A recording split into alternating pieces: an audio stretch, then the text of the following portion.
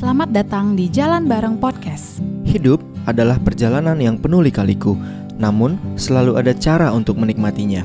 Kami percaya cara terbaik menikmati dan menjalani hidup adalah dengan jalan bareng Tuhan. Aku Bobby, Dan aku Sepri. bersama-sama kita jalan bareng yuk menemukan kebenaran dan harapan di dalam Injil. So, senang bisa jalan bareng denganmu. Ya, halo teman-teman. Selamat datang lagi di episode baru Jalan Bareng Podcast. Hai. Irit amat Pak ngomongnya. Oke, ya seperti judulnya nih Pi, ya kan? Kita kali ini akan membahas apa? Kesehatan mental. Itu kayak judul kuliah Pak. Bukan ya, merawat jiwa di tengah pandemi COVID-19. Oke, ya jadi sebagaimana judulnya, hari ini kita akan fokus bagaimana nih menjaga kesehatan mental kita, dilihat dari sisi mental itu sendiri dan juga tentunya dari spiritual. Kenapa mengangkat topik ini? Sederhananya sih karena kami melihat bahwa dampak dari COVID-19 ini tuh udah dirasakan dalam berbagai aspek di seluruh dunia.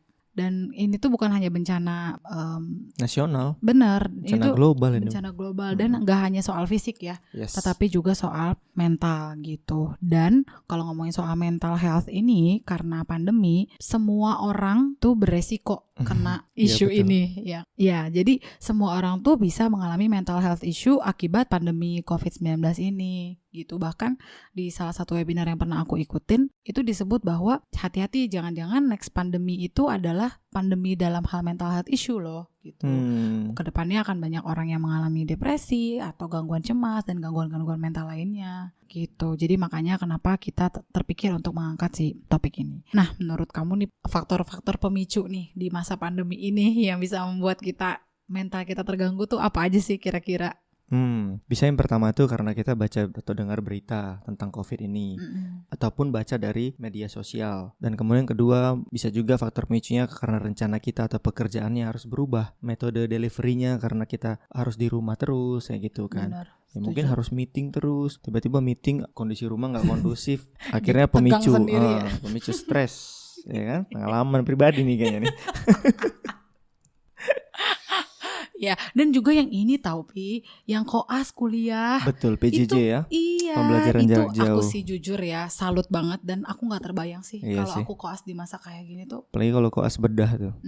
Gimana caranya belajar menjahit luka dari jarak jauh? Susah kan? Iya, itu pasti Ya. ada kesulitan dan Belajar itu dari YouTube aja lah. iya benar. Dan itu pasti membuat kita maksudnya tegang juga Yes, ya. betul. Aduh, gimana gue nanti jadi dokter ya? Skill gue minim nih gara-gara Iya. COVID gitu kan. Iya benar-benar.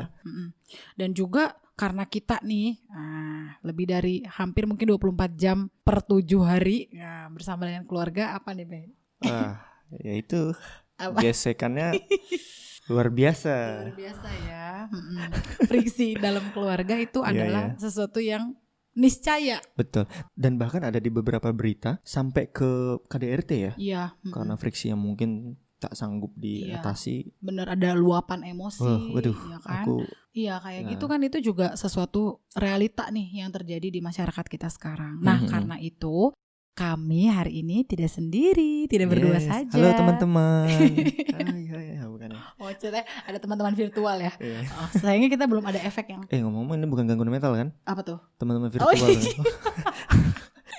Nah jadi ini sayangnya nggak ada efek yang weh gitu yang orang banyak itu. Oke. Ya, ini kita masih budget podcast. Oke, anyway, kita sekarang mengajak teman-teman kita, Yes. ya kan, yang mungkin bisa share nih pengalaman dan juga pandangan mereka mengenai bagaimana sih caranya menjaga kesehatan mental dan menjaga keharmonisan hubungan dengan keluarga, serta tentunya apa Pi? Bagaimana? Memiliki harapan di dalam Injil. Oke. Mudah-mudahan teman-teman belum bosan ya kalau kita mengulang-ulang itu terus, karena inti dari core-nya dari jalan bareng ini ya itu. Injil. Nah, yang pertama adalah yang akan sharing adalah Agnes nih, Dokter Gigi Agnes Puspitasari Marpaung. Dokter Gigi Agnes ini saat ini bekerja di salah satu puskesmas nih di Jakarta. Kami kenal Agnes sebenarnya udah lama, sejak waktu masih kuliah ya, karena udah sering banget acara persekutuan dan juga pelayanan bareng. Nah, yuk kita simak sama-sama sharingnya Agnes. Halo Kak Sepri dan Bang Bobi. Terima kasih sudah diajak ngobrol bareng dalam podcast edisi kali ini. Oke, jadi memang dalam masa pandemi seperti ini ya. Jadi ya walaupun aku tenaga medis, bersyukur aku dapat privilege dari tempat kerjaku untuk bisa WFH juga gitu. Jadi aku dapat 1 hari kerja dan 2 hari WFH di rumah gitu. Jadi banyak sekali waktu yang dihabiskan di rumah dari yang tadinya 5 hari di luar, weekend juga mungkin sering keluar juga. Sekarang benar-benar ya paling 1 atau 2 hari aku di luar rumah, sisanya di rumah aja. Nah kalau aku sih, aku nggak masalah sih dengan banyak berada di rumah. Karena memang ya personally aku suka gitu, aku suka berada di rumah. Aku sih stresnya lebih ke kalau baca atau nonton atau denger berita gitu ya. Kalau misalnya baca atau denger atau nonton progres kasus di Indonesia, terus kebijakan yang diambil pemerintah gitu, itu somehow cukup stressful sih buat aku. Tapi yang sungguh menghiburkanku adalah bahwa di dalam keadaan yang kelam gitu ya, sangat sulit dan tidak pasti ini, Tuhan tahu. Keadaannya sangat sulit sih pasti ya buat semua orang. Tidak pandang bulu gitu dan tidak pasti. Orang nanya sampai kapan nih corona, nggak tahu gitu, nggak ada yang tahu. Tapi aku meyakini bahwa tidak ada satu hal pun yang terjadi tanpa Tuhan tahu gitu. Tidak ada satu hal pun yang mengejutkan Tuhan gitu. God is in control. Walaupun nggak mudah ya, walaupun sekarang juga nggak kelihatan gitu. Ya cuma aku berkeputusan untuk meyakini, untuk mengimani hal itu. Kemudian juga mencoba mengimani Roma 8 ayat 28 ya, bahwa Allah turut bekerja untuk mendatangkan kebaikan, karena bagiku juga ada berkat tersendiri juga sih di dalam masa seperti sekarang, banyak di rumah, justru jadi banyak waktu dong sama keluarga gitu. Aku tinggal di rumah tuh bertiga doang, mama sama papaku gitu. Abang-abangku udah pada nikah, udah nggak di rumah. Dan kayak Tuhan mungkin kayak mau ngasih ke aku nih, nikmati waktu bersama orang tuamu sebelum nanti kamu akan menikah, mungkin akan nggak di sini lagi tinggalnya gitu. Yaudah nih, aku kasih waktu gitu. Dan aku menyadari hal itu sih kayak baru-baru sekarang ini gitu ya. Oh iya, bersyukur ya. Justru dikasih Tuhan waktu untuk menikmati waktu bersama orang tuaku gitu. Lebih banyak waktu bersama mereka. Bagaimana menikmati di rumah? Aku suka masak gitu. Jadi selama di rumah aku jadi sering banget masak sama mamaku. Gitu. Dan sangat menyenangkan sih buat aku. Dan juga aku sangat menjaga gak mau ketemu sama abang-abangku, ponakanku gitu kan, karena gimana pun aku masih kerja dan aku masih, ya walaupun gak banyak tapi masih ada ketemu pasien, masih ada interaksi sama orang gitu loh. Gak bisa ketemu sama keluarga, ya video call hampir tiap hari sama ponakan, sama abang-abangku gitu. Jadi itu cukup membuat hati gembira lah, cukup membuat sukacita lah. Ya bersyukur sih aku walaupun banyak bergesekan dengan orang tua di rumah tapi tidak negatif gitu loh. Jadi ya bersyukur sih waktu yang aku dapati bersama-sama dengan mereka itu aku nikmati banget gitu. Dan juga mungkin mengingat pengkhotbah 3 sih, bahwa untuk segala sesuatu ada masanya. Meyakini, mengimani bahwa ya keadaan seperti sekarang ini, keadaan yang sangat sulit ini gak akan selama-lamanya kok gitu, gak akan untuk selama-lamanya. Pasti akan berakhir, walaupun belum tahu kapan, tapi pasti akan berakhir kondisi seperti ini. Dan bagaimana aku bisa meyakini bahwa dalam masa-masa yang seperti ini justru pasti Tuhan banyak pengen ngajarin, Tuhan banyak pengen membentuk aku gitu. Jangan dilewatin gitu aja, jangan dilewatin oh ya sudah waktu di rumah ya udah lewat gitu aja, tapi berusaha bukan berusaha sih, tapi meyakini bahwa ini adalah proses yang harus dijalani. Dan aku meyakini nantinya ketika ini sudah selesai, masa-masa sulit ini sudah selesai, ada patience di situ, kemudian juga mungkin ada ketekunan di situ, dan itu yang aku yakini mendatangkan kebaikan bagiku gitu, perubahan karakter ya gitu. Dan mengingat kembali bahwa Tuhan kan memang gak pernah menjanjikan kondisi hidup yang yang aman-aman aja, yang tanpa masalah gitu kan. Tuhan tidak pernah menjanjikan itu, tapi Tuhan menjanjikan pemeliharaannya. Dan aku meyakini, aku mengimani hal itu. Ya, semoga kita semua bisa melewati masa-masa yang sulit ini dengan memegang teguh janji penyertaannya. Terima kasih. Semoga memberkati. Dah. Oke. Luar biasa Nes, thank you ya udah sharing. Iya, aku juga terberkati banget sih aku. Setuju, aku juga sama. Dan dari Agnes tadi aku diingatkan lagi tuh bahwa yang tadi dia tekankan tuh, Tuhan tuh tahu gitu. Tuhan Bahwa tuh berdaulat ya. yes, benar, Tuhan tuh berdaulat atas segala sesuatu termasuk atas si COVID ini pun gitu. Jadi mengetahui bahwa Allah yang kita percaya itu adalah Allah yang maha tahu, Allah yang berdaulat dan dia itu Allah yang baik, itu akan membuat kita bisa percaya penuh pada pemeliharaan dan penyertaan dia gitu. Makasih banyak ya Agnes. Dan aku suka banget ya waktu Agnes bilang, ya mungkin bisa kita rangkum dengan frase don't waste your quarantine time gitu. Iya. Karena bisa ada pertumbuhan-pertumbuhan loh yang hadir. Bener. Yang tadi disebut ya, ada kesabaran di sana, Iya. ya kan. Nah, mungkin ada kerendahan hati. Iya, benar. Ketekunan katanya tadi. Yes, benar, setuju banget. Thank you Agnes. Yes, thank you ya Agnes. Nah, next siapa nih Pi? Next adalah abang yang udah kondang di mana-mana ya. Kondang di berbagai digital platform. Yes. Ada podcast, ada Spotify, ada Instagram TV, YouTube. Siapa itu? Kita belum sebut loh namanya. Belum ya. Kita membiarkan orang mendebak-debak. Maaf ya Bang. Namanya Bang Alex Nanlohi. Ya, Bang Alex ini adalah seorang pelayan di Perkantas dan sekarang kesibukan Abang ini banyak mengisi pelayanan di digital platform yang tadi kita sebutkan. Yuk kita dengerin sharingnya dari Bang Alex. Halo teman-teman Jalan Bareng Podcast. Senang bisa share dengan teman-teman sekalian. Kalau ditanya gimana menjaga kesehatan mental diri selama masa pandemi ini, aku sih ngelihatnya kita perlu jujur kali ya melihat kondisi kita. Kita sedang di tahap apa sekarang. Buat beberapa teman mungkin udah stres banget gitu ya, udah depresi, atau mungkin juga ada yang mulai punya gejala-gejala yang berpengaruh kepada fisik begitu. Tentu kita harus bisa melihat diri kita secara utuh. Manusia itu bukan cuma punya fisik aja, ada emosi, ada mental, ada social life yang juga kita miliki. Jadi kalau aku pikir sih dalam masa-masa pandemi seperti ini, pertama kita jujur ya dengan kondisi diri kita. Kita lihat apa yang menjadi hal yang begitu kita alami. Misalnya untuk beberapa teman jadinya kurang istirahat mungkin. Terlalu banyak waktu malah dipakai untuk nonton, untuk main. Jadi kayaknya karena panjang waktunya jadi begadang. Jadi akhirnya tidak bisa mengatur waktu dengan baik. Sehingga mungkin yang dibutuhkan buat beberapa teman adalah tidur. Beberapa mungkin karena sangat stres itu malah susah untuk berpikir positif. Atau juga mungkin ada yang sampai terganggu. Mungkin ada psikosomatis juga ya, sampai kepada pencernaan dan merasa selalu was-was dan seterusnya. Saya pikir secara sederhana pertama kita tahu dulu nih kita sedang ada di tahap apa. Lalu kemudian yuk kita sama-sama cari pertolongan gitu ya. Mungkin mencari pertolongan kepada orang-orang yang mungkin lebih tepat, yang mengerti. Ini Kak Bobby sama Kak Sepri ini dokter ya. Jadi mungkin mereka juga bisa share dengan teman-teman, bisa membagi tips begitu ya. Kalau masalahnya di kesehatan, gimana solusinya? Kalau masalahnya di mental, psikis gitu ya, gimana juga menyelesaikannya? Nah, saya melihatnya satu sisi juga jangan lupa kehidupan rohani menjadi kehidupan yang penting buat kita sama-sama bangun. Termasuk juga dalam situasi seperti ini. Kedekatan dengan Tuhan, banyak waktu yang bisa kita pakai untuk membaca Alkitab, membaca firman Tuhan lebih panjang, lebih lama. Itu mungkin buat kami yang melihatnya secara spiritual, bahwa ini kesempatan untuk mendekatkan diri kepada Tuhan, mengalami kekuatan yang terus-menerus dari Tuhan gitu ya. Jadi banyak hal yang saya pikir harusnya kita bisa lihat bagaimana kita dalam masa pandemi seperti ini bisa dengan tepat melakukan berbagai hal. Itu yang pertama.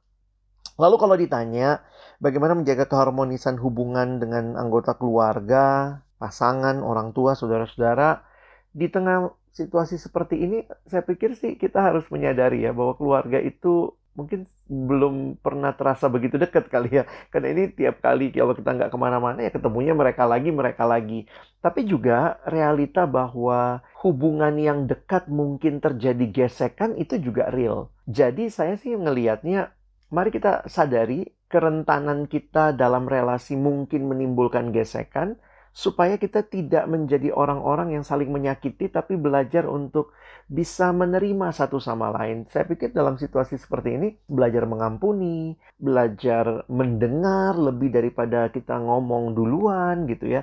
Belajar untuk menerima, melihat sisi yang berbeda dengan yang kita lihat. Saya pikir itu jadi kesempatan yang baik untuk kita, untuk sama-sama membangun komunikasi yang lebih baik dan kalaupun ada gesekan, ya mari belajar untuk menghadapinya dengan baik. Lihat masalahnya yang mana, lihat mungkin waktu kita bercakap-cakap kita nggak sepakat tentang satu isu, jangan kemudian menyerang pribadinya, karena ya itu kan yang kita sedang berbeda adalah pendapatnya, bukan kemudian kita menjelekkan pribadinya. Memang kamu nih dasar orang ya nggak pernah apa gitu ya. Dan bahkan saya mendengar bahwa beberapa melakukan KDRT dalam situasi seperti ini karena merasa dilawan, ditentang, sehingga menimbulkan gejolak emosi yang sampai bermain fisik atau pukulan atau hal-hal yang lebih ngeri juga, bahkan mungkin menyakiti dengan kata-kata ya, jadi verbal abuse. Nah, saya pikir teman-teman, mari menjaga keharmonisan ini dengan menyadari bahwa setiap kita adalah makhluk yang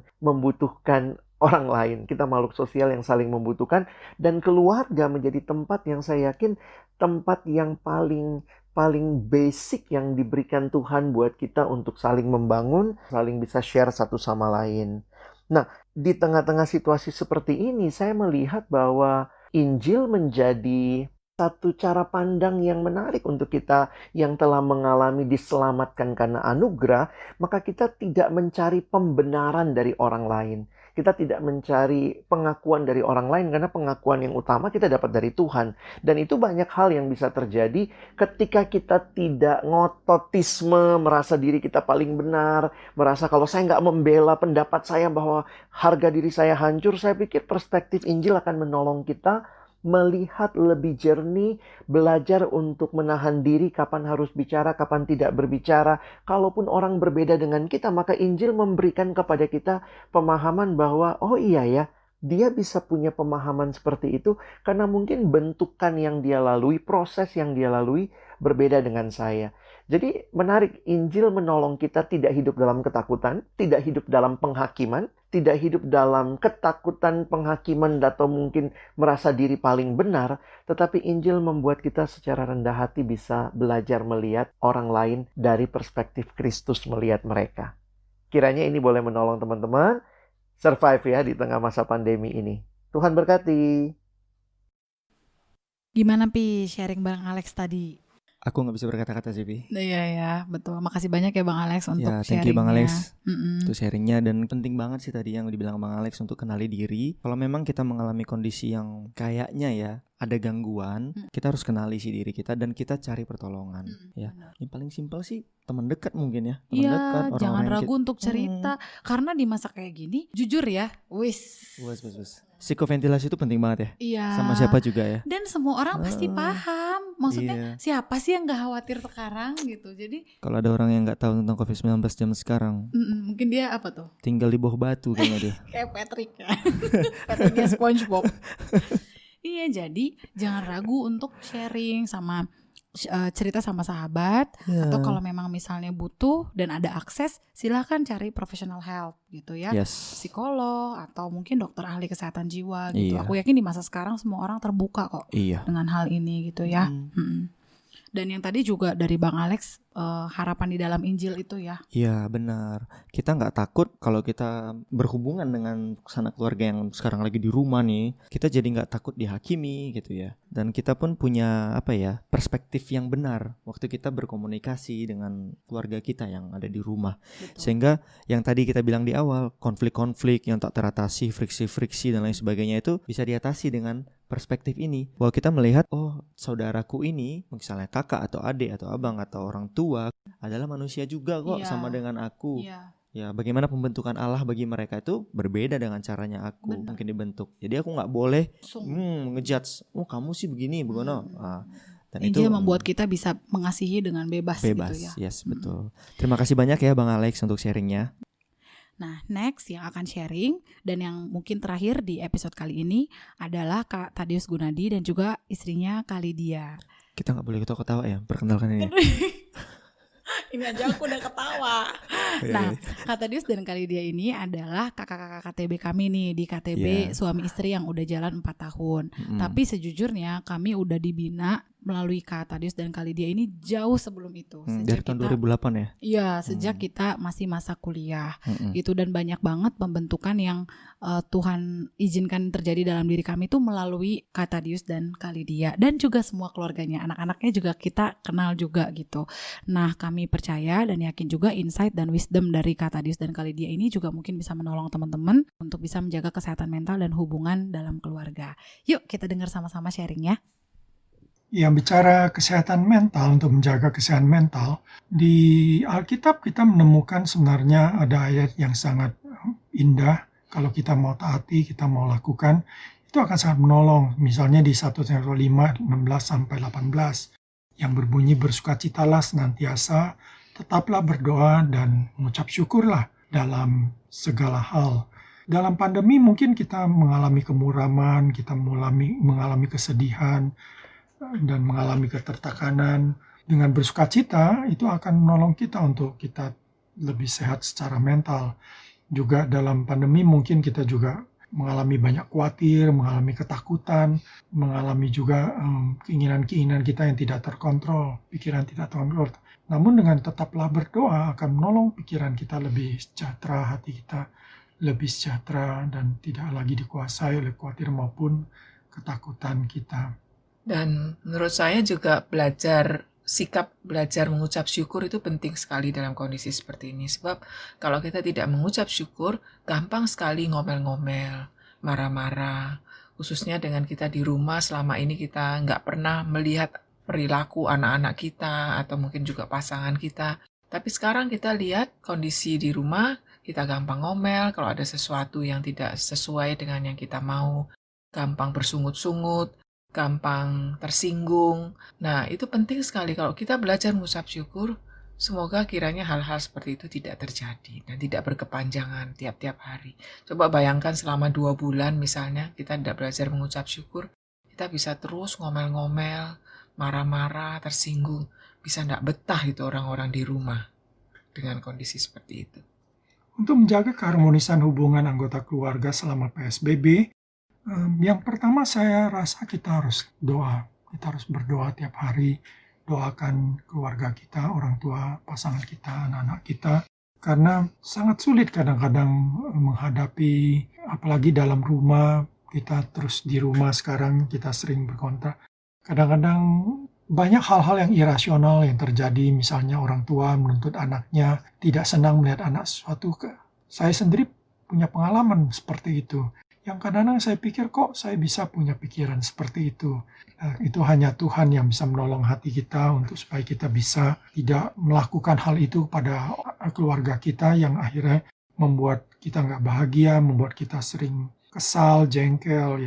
Jadi doa salah satu yang penting. Yang kedua juga kita harus kasih waktu untuk lebih bergembira dalam keluarga, membuat orang senang, ya kan. Ngapain kita berantem, ngapain kita serumah, harusnya kita nikmati sebagai keluarga, harusnya kita gembira sebagai keluarga. Itu anugerah Tuhan buat kita. Dan kalaupun ada hal yang kita tidak setuju, kita tinggal lihat kalau pasangan kita ataupun orang tua kita tipe orang yang gampang menerima masukan, mungkin kita bisa ungkapkan pada mereka bahwa kita nggak terus setuju dan mereka bisa menghargai. Tapi kalau kita tahu orang tua kita atau pasangan kita bukan orang yang gampang untuk menerima perbedaan, kita lebih memilih diam pada saat itu dan mencari waktu, pelan-pelan baru kita bicara tentang pendapat kita misalnya. Jadi itu satu hal yang saya rasa penting, dan dalam menjaga keharmonisan juga kita harus belajar untuk tidak terus belajar menuntut orang lain. Kita juga harus belajar memahami dan mengenal pasangan kita, orang tua kita, dan menerima mereka apa adanya. Jadi komunikasi yang terbuka sangat penting untuk kita saling memahami dan mengenal. Satu hal juga yang ingin saya tambahkan dengan bagaimana menjaga keharmonisan adalah sikap santai. Sikap santai, relax maksudnya ketika kita ada di rumah gitu ya. Jadi baru kali ini kita tuh 24 jam di rumah. Mungkin selama ini kita cuma berapa jam di rumah. Tetapi dengan 24 jam di rumah, bayangkan untuk 2 bulan misalnya, kita perlu cukup santai dengan anak-anak, dengan pasangan. Jangan menerapkan idealisme yang terlalu tinggi. Rumah mesti rapi, semua mesti terencana dengan baik, dan supaya it's okay, berantakan, anak-anak tidak mengembalikan mainan di tempatnya, semuanya tumpah dan kotor, it's okay. As long as we can get together, having fun dan sebagainya. Dan kalau misalnya dengan pasangan, kita juga bisa menciptakan suasana di mana meskipun di rumah dengan pasangan bisa ada waktu pribadi bersama dengan pasangan untuk berdoa bersama atau untuk melakukan sesuatu, having fun bersama pasangan di rumah dengan suasana yang santai sehingga semua menikmati. Bicara Injil adalah jawaban saya untuk dalam banyak hal, karena di dalam Injil itu adalah kabar baik Allah untuk kita, di mana kita yang berdosa, kita yang gak layak, Tuhan telah menunjukkan kasih-Nya kepada kita dengan mengutus anaknya mati kayu salib buat kita. Jadi Injil ada bicara tentang kasih, Injil bicara tentang pengampunan atas dosa kita, Injil bicara atas penerimaan diri kita sekalipun kita sebenarnya tidak layak untuk diterima. Demikianlah kalau kita sudah memahami Injil, maka kita akan memiliki sikap mental yang lebih sehat terhadap diri kita maupun orang lain. Dengan kita memahami Injil, maka kita tidak perlu menyalahkan diri kita kalaupun kita banyak kesalahan, kelemahan, kekurangan.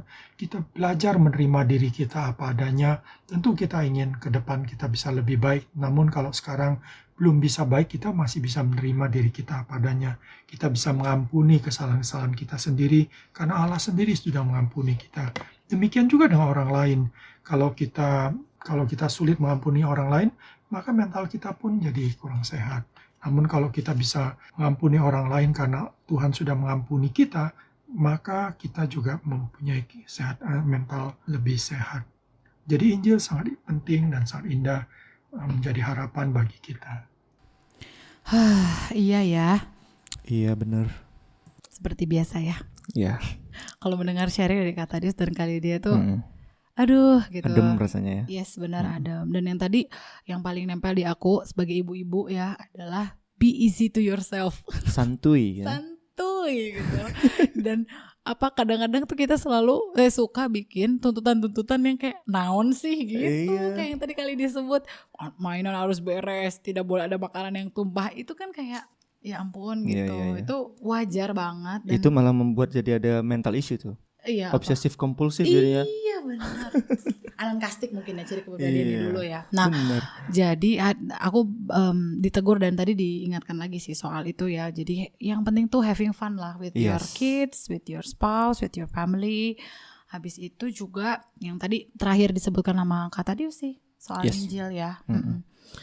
Yang tadinya kita tidak layak ya dapat pengampunan, kita dapat pengampunan, dan ini pun berlaku untuk saudara kita yang ada di Iya. rumah, keluarga kita, bahwa kita itu udah diampuni tahu terlebih dahulu oleh Kristus. Masa waktu kita berkomunikasi ada konflik sedikit kita nggak bisa sih mengampuni? Iya Oh. benar. Jadi terutama ini kita mungkin harus address bahwa ini misalnya masalah yang non fisik ya. Ya. Jadi misalnya kayak konflik-konflik di dalam Ya. hubungan atau beda pendapat. Beda pendapat sih yang paling sederhana ya. Iya, atau mungkin misalnya kata-katanya yang menyakiti hati kita gitu. Nah, menyikapinya adalah dengan yang tadi itu ya, Iya. bahwa bahwa kita udah diampuni tadi yang kamu udah sebutkan gitu. Tapi ya lagi-lagi kalau misalnya teman-teman menghadapi sesuatu yang mengancam nyawa gitu Yes, ya, betul. itu tetap harus seek professional help, minta pertolongan gitu. Ya, terima kasih banyak Kak Tadius dan Kak Lydia untuk sharingnya.